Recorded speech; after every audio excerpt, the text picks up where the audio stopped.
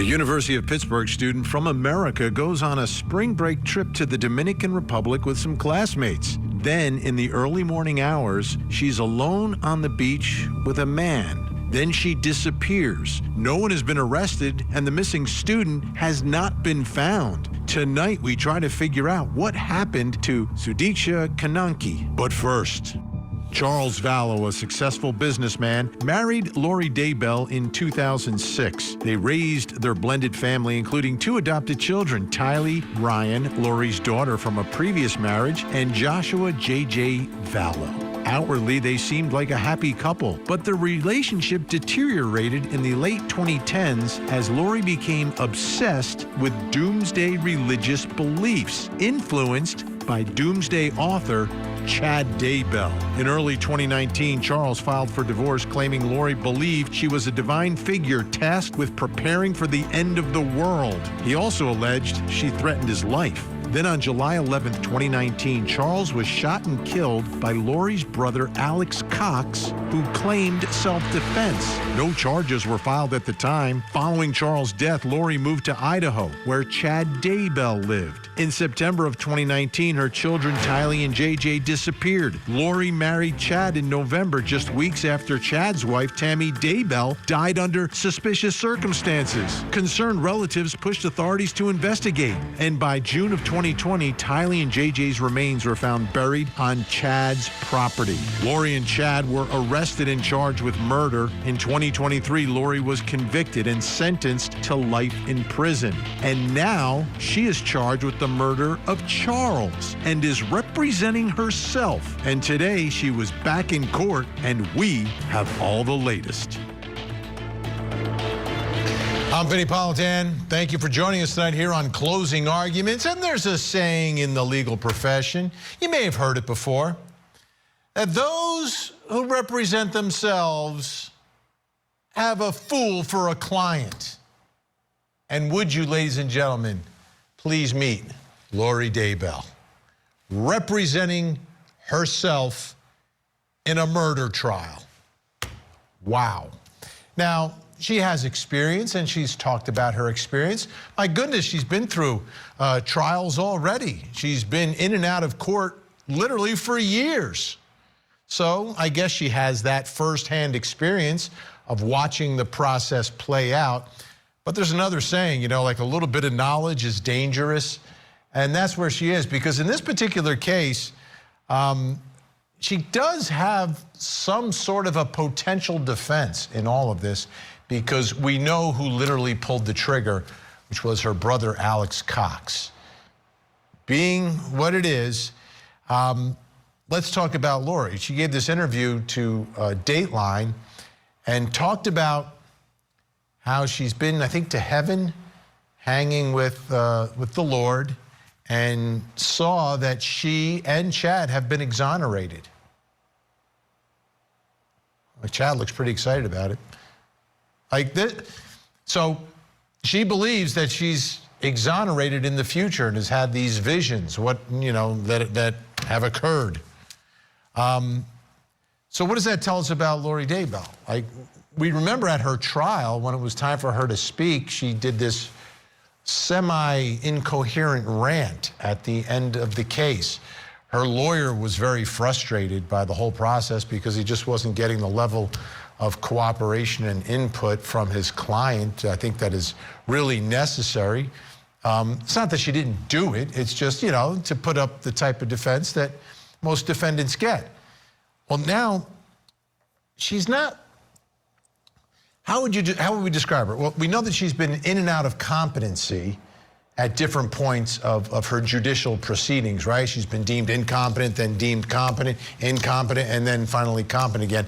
And I think now she's just competent enough, just competent enough to be able to have a conversation, to be able to explain to the judge she wants to represent herself, and then she'll throw out some legal terms, and she's sort of getting by. I think when you look at her mind in the big picture, she's in a whole different place, but she is able to function just like she was able to plan and plot and cover up the murders of her children. So it's not like she's totally, gone mentally. It's just she has these certain beliefs that I think cloud a lot of what she does. It's not an excuse. It's not a defense. But it is an explanation for some of the bizarre statements and bizarre behaviors. But when push comes to shove, I think she understands what's going on around her. But the question is, she's just competent enough. So what will this trial look like, this murder trial? Will it be a disaster? My initial gut is telling me no, that she's not going to be out of control like some other pro se defendants, but she'll have a strategy and she'll have a place to go. And during the course of this program, I think we're going to explore what her defenses are. And I think she knows what her defenses are. She's not stupid. She was never stupid. No one has ever accused her of being that. They've accused her of being, losing her mind to a certain extent. Those are the words of her own husband, Charles Vallow, and that's the victim in the case where she's been charged with murder, conspiring with her brother Alex.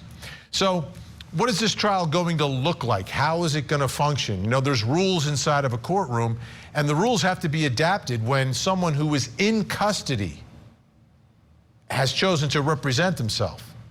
So, safety is a concern in the courtroom. But also logistically, how is this all going to go down? Well, Lori Daybell was in court today, and that was one of the points of discussion, which were like logistics, which in a murder trial are important. Let's take a listen. Anything else from the defendant? Yes, Your Honor. I have one kind of housekeeping matter that I wanted to ask you about.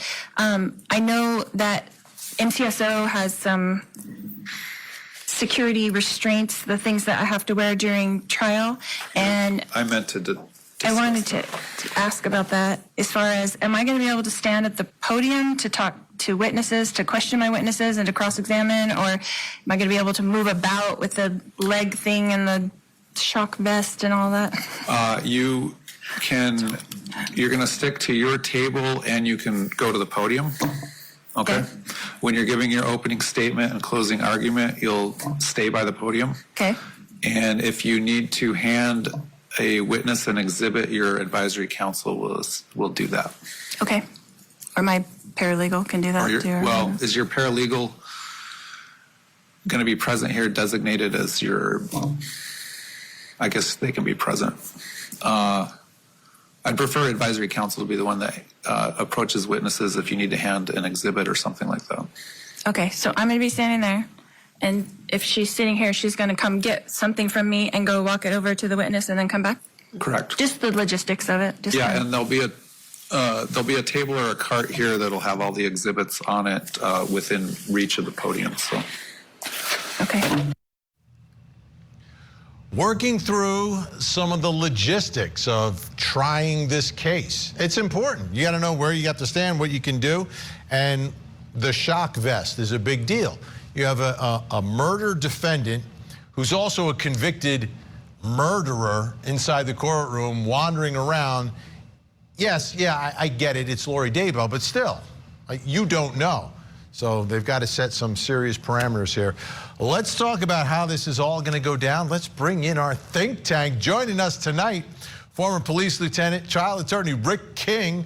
Also with us, trial attorney, fellow of the American College of Trial Lawyers, Ann Bremner. And criminal defense attorney, former federal prosecutor Michael Sterling is with us as well. Rick, she's asking about logistics. When she speaks, she sounds competent. She sounds like she's tuned into life. Don't ask her about, her exoneration, which has already happened, I guess. But what do you think about the way this is going to flow? She's got some shackles there that we can see with the Crocs. She's going to be able to go to the podium. What are your thoughts? Is this going to be an orderly case, or will it get bogged down in madness? No, I actually think, like, when you listen to her talk, just as you said just now, she was asking questions of the judge. They were lucid, they were organized, and they were relevant questions that she needed to ask of the court. Where am I going to stand? Can can I move from the podium? How do I get the exhibits? I think those are all very pertinent questions that she asked, and they were timely. And I don't think this is going to be like one of those cases that I've watched here on Court TV where it was totally out of control. I think that she's going to be, at the very least, she's going to be in control. Whether her presentation will be something that is lawyer-like, that's still yet to be seen.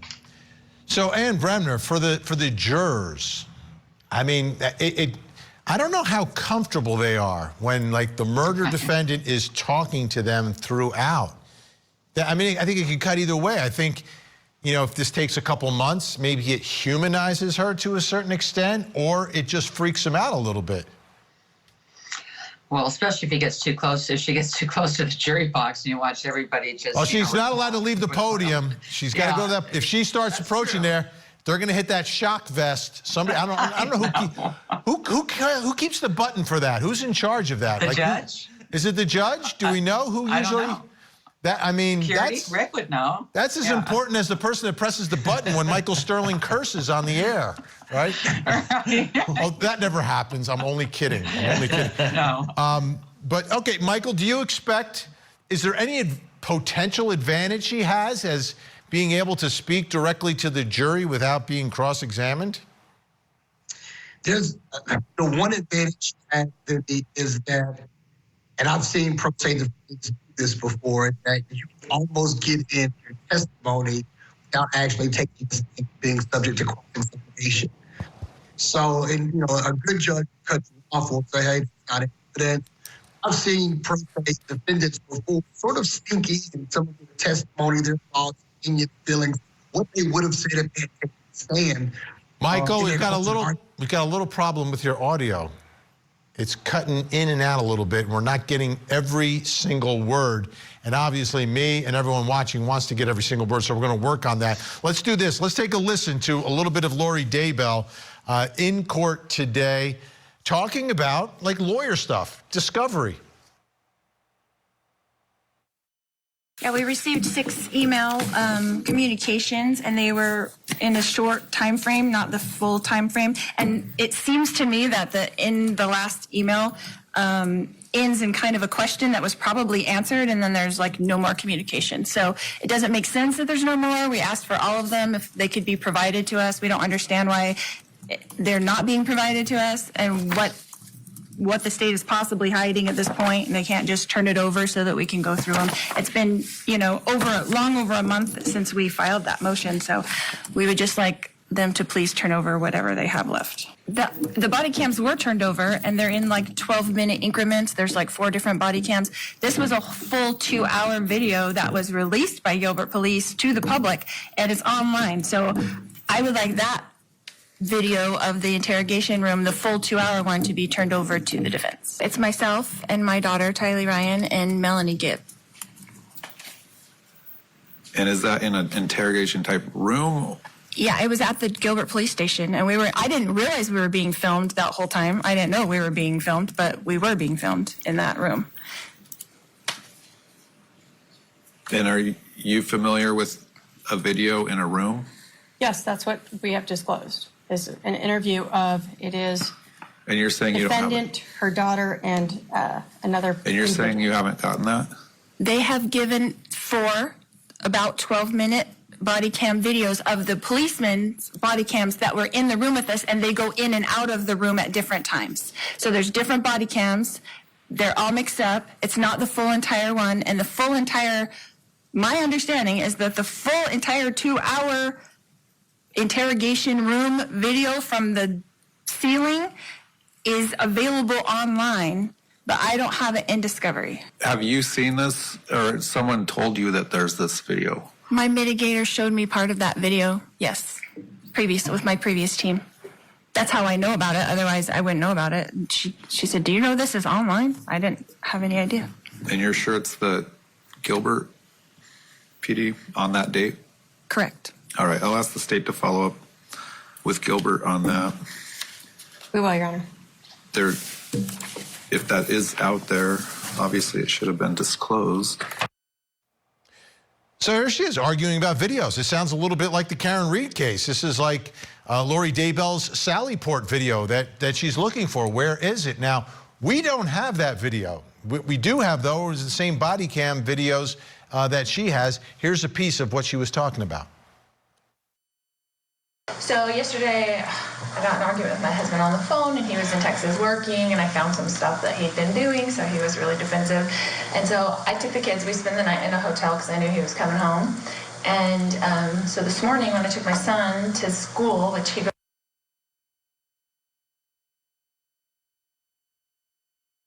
I went into the school to take him into school. He was waiting somewhere and like stole my purse out of the car, my whole purse. So my phone, my wallet, my money, my everything was in there. So let's bring back in our think tank. I think we're still trying to connect to Michael Sterling's audio. But Rick, let me ask you, what I see, and I think this happens with a lot of pro ses, is they latch on to things. Right? There's something. It could be relevant sometimes. Sometimes it could be not so relevant. She's latching on now. This is the secret video, the 2-hour overhead. I haven't seen it myself. It may exist. It may exist. I don't know.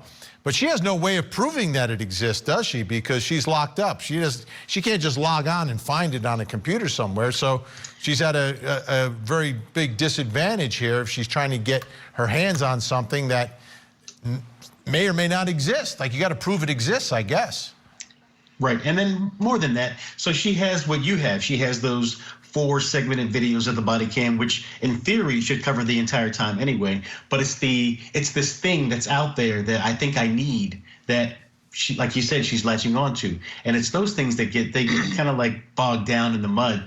However, to them, this is the thing. This is the smoking gun that or as you would say, that I need for this case. But really, it's something that she already has. Yeah, and I see this a lot, Ann Bremner, in the cases, and you know, there's a lot of focus can be on something, and then that leads to like allegations that they're covering this up, they're hiding this from me, and someone who's in a delicate mental state like Lori Daybell, I mean, she could obsess over this at some point. Right, and it's almost like rearranging the deck chairs on the Titanic while it goes down. I mean, if she's going to be into that kind of minutia, and you're right, Vinny, I've seen that with pro ses over and over again, getting fixated on something that may not be all that important, but feeling like that there's a victory in the judge saying, hey, state, get this over. Frankly, it's equally available to both sides. It's on the internet. I mean, her counsel, her advisory counsel, could get that right now, probably right in front of her on her computer. So, you know, I just don't think she's doing herself any favors. I know she's not going to make a big scene, but I still don't think she's doing herself any favors by representing herself. Now, and as I said earlier, this is of all of her cases, this is the most defensible of all of them. Exactly. And when we come back, we're going to take a look at her defense in this case and what she was saying about it, plus coming up next hour. Tonight on Vinnie Politan Investigates, Kentucky Sheriff Mickey Steins was caught on camera shooting and killing Judge Kevin Mullins.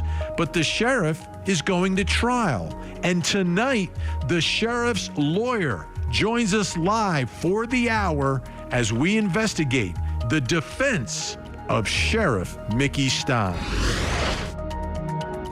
Join Court TV's Vinnie Politan with the latest and breaking true crime stories. Now, let's look at the other side of all of that. Vinnie Politan Investigates, tonight, 9/8 Central, only on Court TV.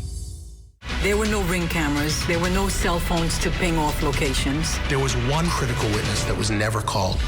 Trial and Error. Why did O.J. win? New episode Sunday night, 8 Eastern and Pacific, only on Court TV. There is the police interview of Alex Cox that I do not think falls under hearsay. Why not? Why does it not fall under hearsay? Yeah. Because we're not using it for the truth of the matter asserted. We're using it in corroboration of the circumstances. Everyone came in and told their same story that corroborates different facts in there, not for the whole truth of the matter. Aren't you arguing that what he said was true? I can't say whether another person says that it's true or not, but I'm saying what he said and what my daughter said and what I said in those 3 police interviews determined what the police said, how the police acted, what they did after that, their next steps, how they treated the entire case like it was self-defense. All of those are relevant to the defense that it was self-defense. So, yes, I think they're for that purpose. What did I say? A little bit of knowledge is dangerous. I mean, she's throwing out some of the legal words that she's heard before. But she has a point here. This is her actual defense, is that this was self-defense. It wasn't murder of Charles Vallow, it was self-defense. And what she's trying to argue is that that's the way police dealt with it because that's what we all said. Our stories were all consistent. I want to do this. I want to play for you some clips from those police interviews. This is after Alex Cox shoots and kills Charles, and then police have to interview Lori, Tylee, and Alex. Then my brother heard all the commotion because he was in there, and so he came out into the main room and I guess whatever. What's your brother's name? Alex. Alex. He's hitting him with the bat, and they're on the ground, like grappling around or whatever. And then, I mean, it was all And he quickly. And he hit your brother with the bat while they were grappling and stuff? Yeah, yes, he was hitting him with the bat, like swinging the bat, you know, back and forth, and they were kind of like on the ground, and I was like freaking out trying to go around, knowing JJ was in the car, Yeah. right? And so then he got up and he had the bat like this towards me, and I was going around the other side to try to just get out of his range where he couldn't hit me. And then I had told Tylee, because she was like on the ground, because after he took the bat from her, she fell back. And so I told her, I was like, go get in the car with JJ. I was kind of turned around, and we were all right there in that room, except for the kids had been outside by that time, and I heard the gunshot. Mm-hmm. And so you heard the shot? Mm-hmm. Did you actually see the shot, or did you just hear it?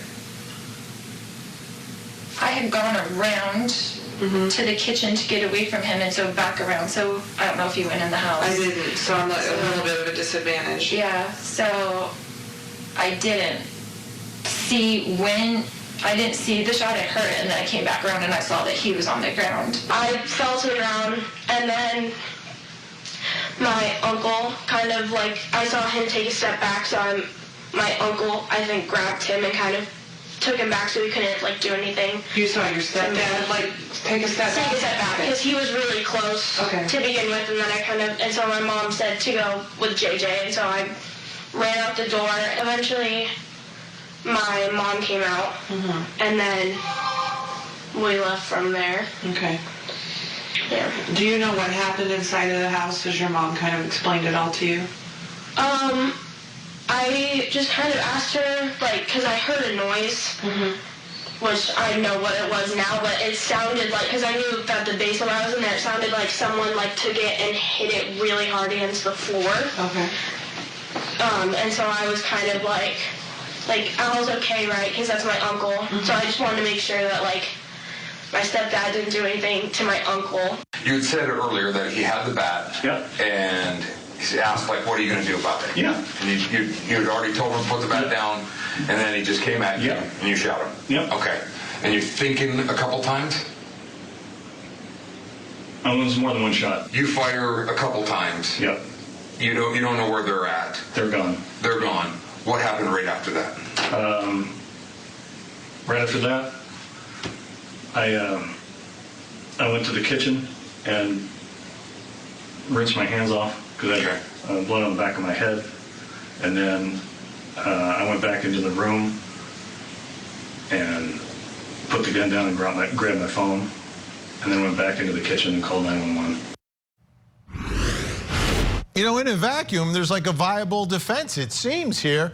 Michael Sterling, the question is, like, her best witness, unfortunately, won't be there because Lori murdered her daughter. Perhaps the most credible witness possible for her mother, who was there that day, is dead because Lori murdered her. So That's kind of a tough break. Well, I don't know if it's a tough break. It's of her own doing, right, Vinny? She's been convicted or found guilty of murdering her daughter. And so, you get the breaks that you provide for yourself, and that her own witness is unavailable because of her own doing, and that's certainly not something that she wants to bring up in front of the jury at trial. I'm sure the prosecutors would love for her to open that door so that they can point out that the only reason that her daughter's not there to take the witness stand is because of what Lori did and what she was convicted and found guilty of. Now, Lori made a good argument here, trying to get in the statements of her brother, Alex Cox. Let's take a listen. And I think it falls under 803.2, excited utterance. He was under the stress of the whole situation when he made those statements.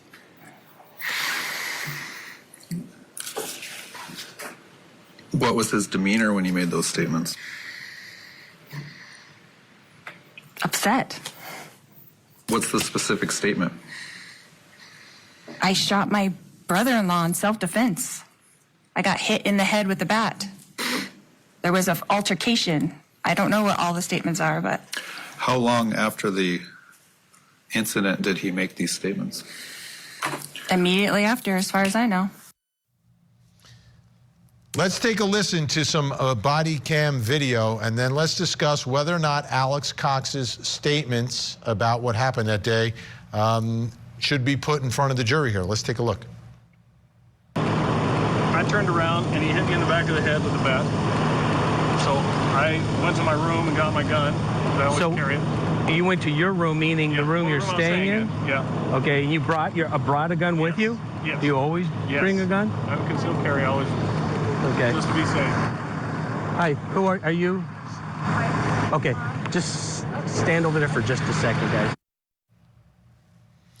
All right, and Bremner, what are your thoughts here? Should the jury see the body cam video of Alex Cox telling his story of what happened and showing the officer the boo-boo on the back of his head? Well, I think she made a good argument, and she cited the correct rule, and she can call it res gesti or excited utterance, and the judge may find it qualifies. It also could be offered for use basically to show the effect on the hearer. She kind of went there earlier talking about why the police concluded what they did, because she's got to get it in, and she knows it. And I don't know why her advisory council wasn't a little more active, because she has some arguments that can be made, and she's got a very good defense if she gets these statements in. Yeah, because Rick, I don't think the jury's going to have the whole picture, or maybe they will. I don't know how much of the full Lori Daybell picture this jury's going to get for this trial.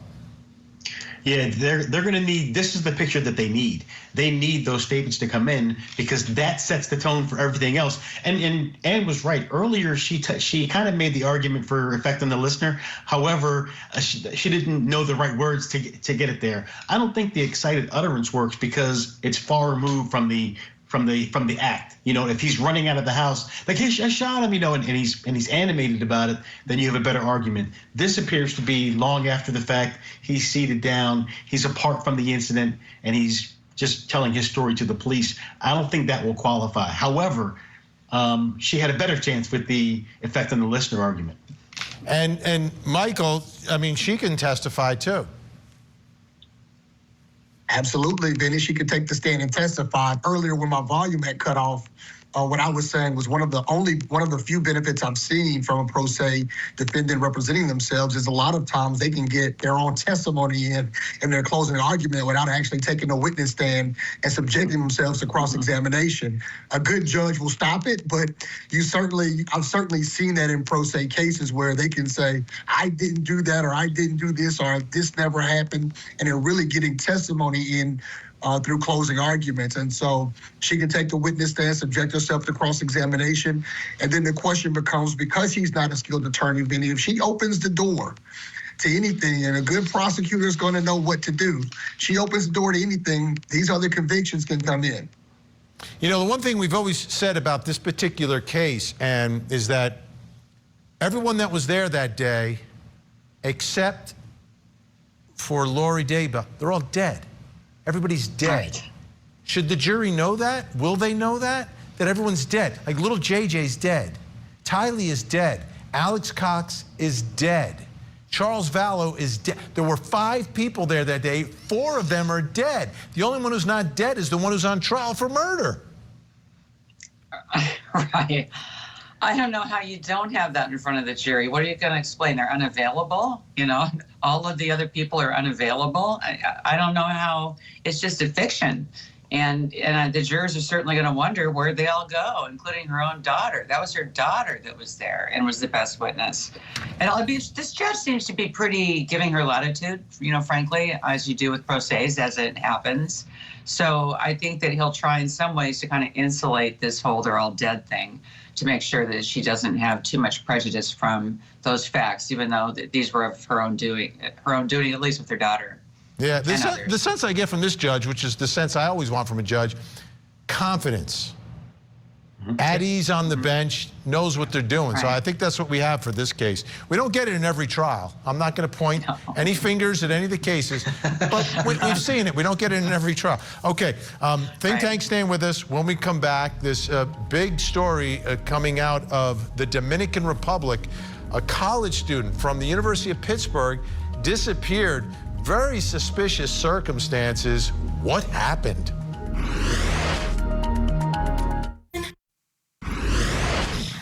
These are some images from the Dominican Republic. You got some folks in Punta Cana on a resort, and you have 4 women, 2 men, and one of the couples ends up staying a little bit later. One is a University of Pittsburgh student.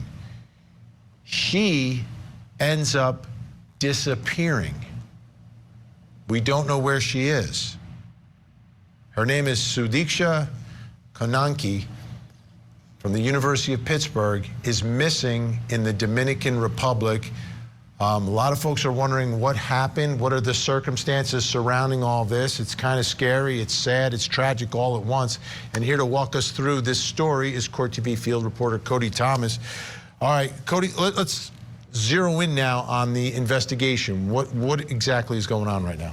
Of course, Vinny, as you said, at the center of this investigation is 20-year-old Sudiksha Konanki, pre-med student at the University of Pittsburgh. She was reported missing last week on March 6th. She was one of 6 girls to fly down from the university on spring break to the Dominican Republic on March 3rd. And Vinny, one thing to note here, she's a citizen of the United States and of India. So not only do we have the FBI and the authorities in the Dominican Republic providing aid in the search, we have some assistance from the country of India as well. Now, as far as the disappearance, the hotel that the women were staying at says that the disappearance coincides with a power outage that occurred at the hotel the night she went missing that caused residents of the hotel to leave, go out, walk on the beach, or go out and do whatever they wanted to do. And this is like in the middle of the, well, actually the early morning hours. Early morning hours. This is around 4 o'clock in the morning. 4 a.m. Power goes out in hotels, so people are going outside and walking around. Those are some of the images that we saw. Exactly. So what happens, because she's with a group, how does she end up separated from the group? So there's video surveillance of them at those hours walking towards we saw some of the images just now of the group walking towards the beach, but the women are there with 2 guys that were not part of the initial group. And then around 5:50 going on 6 a.m., you see some of the friend group coming back, but Konanki and one of those men were not with them. And now, of course, that causes speculation, including from the local sheriff back home in Virginia, where Konanki is from. And he also spoke to ABC News surrounding the investigation, saying he doesn't want any premature rumors out about her drowning because the investigation is not done and there's no body that's been found. Take a listen to what he has to say. We are looking, obviously, at all the phone contacts that were made, the people that she was with, people she may have met. We want to make sure that we're leaving no stone unturned. And so as far as the ongoing investigation, we're very prayerful and hopeful it turns out fine. And again, Vinny, no body located, and today is now the 5th day of the search. All right, how about the last person to see her, the last person to be with her is this other man, right? He's American. He is American. He's 24-year-old Joshua Stephen Ribe from Iowa. No affiliation to the group. As far as we know, he's just a tourist down there. And though authorities say he is cooperating, they say he's given 3 different stories, which kind of questions his credibility. So what are those stories? Because we see him walking right here. Right. One of the stories, he says that him and Konanki, after they were left by the friend group, they were out waiting around in the water in those early morning hours. A strong wake came. He somehow got out of the water, got back to shore without Konanki, and fell asleep on one of the beach chairs. That's one of the stories. Okay. Another story, he says they were in the water. He just left the water, went back to the beach chair, saw Konanki in knee-deep water, just walking around before he also fell asleep again. And the last story is that, of course, they were drinking, and he was out in the water, and some of the rough waves were kind of jostling him around. He got a little queasy, started throwing up, went back to shore, blackout, fell asleep again without Konanki, woke up, she wasn't there. So, of course, that causes some speculation, and we have some video obtained by the local network down there, forgive my pronunciation, Noticias Scene. And if we look at some of those videos, again, of course, we see Konanki and Ribe going to the beach. Right here, we see them, it looks like he's taking a selfie or something. They're walking towards the beach. There are the friends walking right behind them. And then, of course, if we go forward, around 5:50 a.m., those friends come back without Konanki and Ribe. So the one consistent thing in all his stories is they're in the water, he's out of the water, and then he just falls asleep and she's gone. Exactly. Wakes up, she wasn't there, he comes back. And Konanki's father also spoke to ABC News about the last conversation he had with her. Take a listen to this. My daughter said that she's enjoying her trip, spring break, and everything was going okay. And she was really happy. And of course, Vinny, that sounds like, you know, a concerned father that just wants to see his daughter at least found. I can't imagine what he's going through. Now, how about any folks from the University of Pittsburgh? She goes to school there. What are they saying? Of course, that's the biggest topic on campus among students, Vinny, and even in the classrooms with their professors. And our friends at WPXI actually got a few interviews from students on campus talking about their reactions to this news. Take a listen to this. In a lot of my classes, some teachers have mentioned things because obviously it's like weighing on everyone. It's honestly so terrifying. Like, I mean, you hear stories, but like you don't even ever know who it is, and like you're told to be careful and whatever, and you don't imagine it's someone closely connected to you. I mean, I don't know her, but it feels close because we're all like at Pitt. It's very scary, you know, because, you know, especially because I know my friends were in Punta Cana, so this is like, it can just happen to anybody. And it's really scary, you know. It's really important to just like stick with your friends and things like that. And, you know, I just really hope that we can get it figured out and hopefully find her, you know. And Vinny, of course, for the sake of her family and clearly her peers, hopefully they at least find where she is sooner than later. Right. So if you go with the drowning theory, in none of his stories does he say he sees her distressed and drowning. Absolutely not. And also on video surveillance, we see him coming back to the hotel in the mornings when the sun comes back out without her, showing no concern at all. Wow. All right. Cody Thomas, thank you so much. We're going to stay on top of this. Let's bring in our think tank. Rick King, Ann Bremner, Michael Sterling with us. Michael, what are your thoughts here about what the family can do, and how do you get to the truth of what happened here? Yeah, it's just going to be tough, Vinny, because I think what you have is a situation where you have somebody who had so much to drink they don't probably remember what happened. And to your point, Vinny, he didn't see her struggling in the water or anything. And when he woke up in the morning, for all he knew, she may have gone back to the room or left him there where he fell asleep. And I think, you know, obviously alcohol probably played a part in, you know, how he's remembering or not remembering things, or why his story is evolving or changing as he tries to remember what happened. But this is just a tragedy, right? This is a tragedy where it's going to be hard to get to the truth unless someone is able to, you know, to go and, you know, to recover her body. I think what the family can do is hope that, you know, continue to wonder, to continue to pray, continue to be diligent about having the authorities do everything they can to try to recover her body or recover her or find her if she still is out there somewhere. And this is, I mean, it's just a tragedy, Vinny. It's just a tragedy that really does hit close to home. And understanding you have to be careful when you're in another country and having a few drinks. Ann Bremner, remind you of anything? Natalie Holloway. It does. Right. It does. I mean, Yeah, it that's what I was does. thinking, Vinny. And a parent wants an answer. But here, the thing that concerns me is you're with someone, you're in the water, then you leave the water and you fall asleep for whatever it is, 4 hours on the beach. I'm having a hard time with that part of the story. I mean, it's very possible that it's the truth, but I don't know why you would leave someone alone in the water in the middle of the night like that. Yeah, it's like that falsus in unum, falsus in plurium, false in one, false in all. I mean, it gives 3 different stories.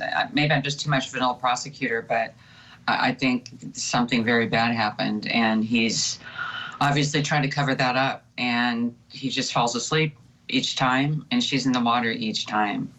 Doesn't pass the smell test. Yeah, Rick, are you bothered by the slight variations in the reason for leaving the water? I mean, the consistency is, I'm asleep on the beach, so I didn't see or hear anything. Yeah, I mean, anytime that there's variances in the story, you get a little troubled by it. However, I think at this point, we're at the mercy of the local authorities to do their job, and I know the parents are hoping for, and back in the city of Pittsburgh, I know everybody's hoping at least we have some sort of answers and resolution to what happened to her. Big thank you, Rick King, Ann Bremner, Michael Sterling. Awesome, as always. Great to see you and spend some time with you. When we come back, I'll reveal something else you need to know tonight, plus a big hour coming up on VPI. Tonight on Vinnie Politan Investigates, an hour you do not want to miss as we get new insight into the shooting of Kentucky Judge Kevin Mullins by the sheriff, as the sheriff's lawyer joins us for an in-depth hour-long interview as we investigate what happened before and after the shooting and answer the big question: why?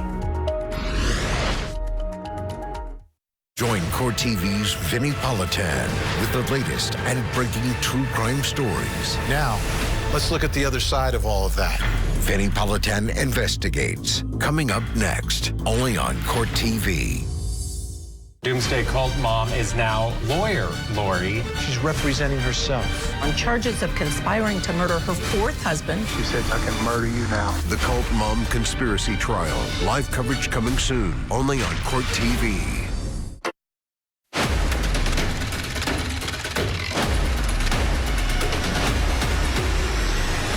Time to reveal something else you need to know tonight. Let's take a look at the big board. Oh, look, Scott Peterson gets into a pickle brawl. Believe it or not, Scott Peterson, locked up behind bars, has, take a look, this is from TMZ, infamous wife killer. He also killed his unborn child. Scott Peterson got a bleep whooping from another inmate in a California state prison in an altercation over pickleball. Peterson got into the confrontation Sunday in the yard. Our sources say that Peterson hit the ball directly at the other inmate, triggering the assault. We're told Peterson got beat up, but his injuries were not serious enough to land him in the hospital. Unbelievable, even with the long hair. By the way, pickleball, they've changed the rules. You're not supposed to target people anymore with the ball. So Scott Peterson, not only breaking the law on the outside, he's breaking the rules of pickleball on the court. Targeting of opponents is no longer permitted in pickleball. Anyhow, this wouldn't have happened. He wouldn't have gotten beat up if he would have been just hanging out in the safety of death row. Take a look at your screens. We have a missing child who needs your help. 2, actually. Krishawn and Christopher Henderson. Krishawn, 14, Christopher, 16, missing from Indianapolis, Indiana, since February 25th of this year. If you see Krishawn or Christopher or both, make a call, make a difference, 911, 1-800-THE-LOST, or you can call the Indianapolis Metropolitan Police Department in Indiana. That number's on your screen. Don't go anywhere. We have a big hour coming up on Vinnie Politan Investigates, an hour-long interview with the attorney for the Kentucky sheriff. In the meantime, please don't forget to hug the kids.